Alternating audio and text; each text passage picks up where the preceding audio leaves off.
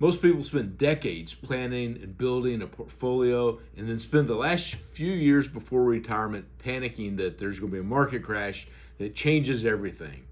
Well, you know what? This is really not an invalid fear, because market crashes occur very frequently. Maybe every 5 to 10 years there's a significant downturn, and it impacts it.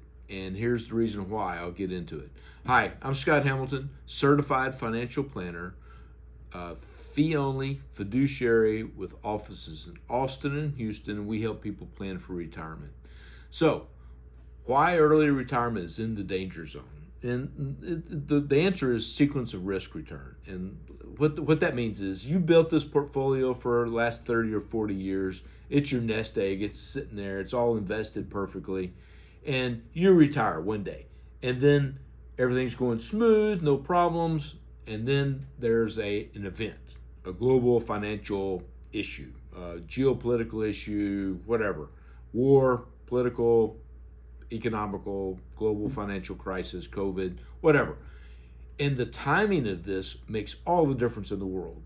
If this event occurs maybe 20 years later and you had 20 years of smooth sailing, you're set. It's just really much less of a problem.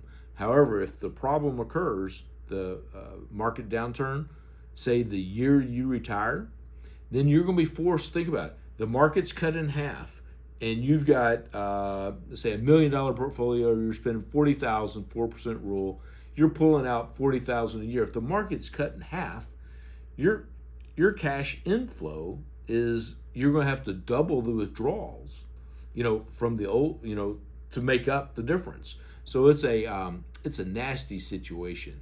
Early retirement's definitely in the danger zone if you haven't planned for it.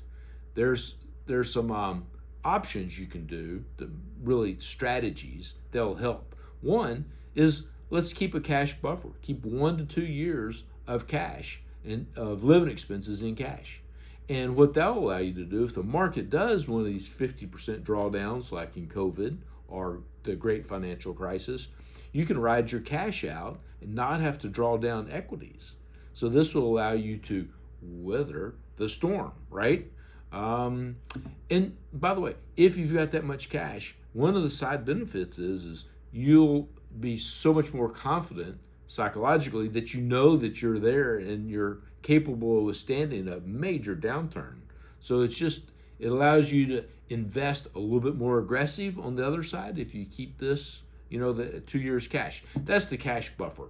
The second approach is similar but a little bit different. It's called the bucketing strategy. So you break it into like 2 years. So you have 1 to 2 years of cash. That's your immediate living expenses. And then 3 to 10, you put it in bonds and conservative assets. And then 10 years longer, you put it into equities. And this is more of a mental exercise, because it's similar to the cash buffer, but it allows you to group things into different categories, right? Money's fungible, so it's kind of ebbs and flows. But the 2 years in cash for the cash buffer is a great strategy if you can swing it. Same thing with the bucketing approach. It's a great way to mentally compartmentalize things.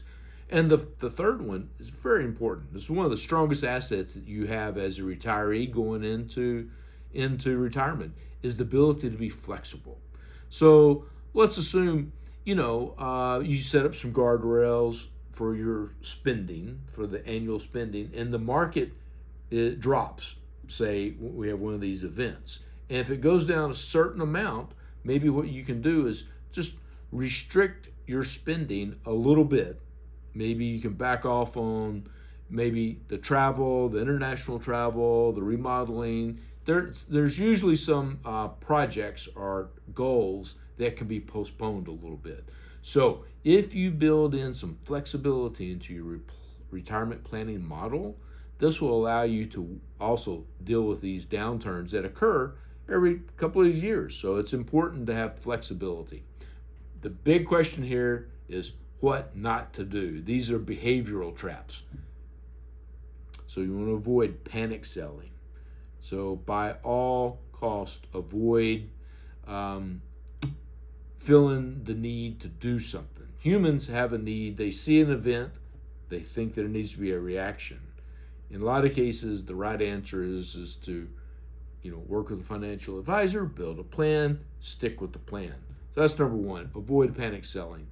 And the second option to avoid is contributions. Avoid if you can, don't stop making contributions if you're still working, right? And also, these decisions, don't make a permanent decision for a temporary situation, right? It's COVID, temporary. Great financial crisis was a 2-year event, right? So avoid permanent decisions for temporary situations. And just because a market crash occurs doesn't mean the plan failed.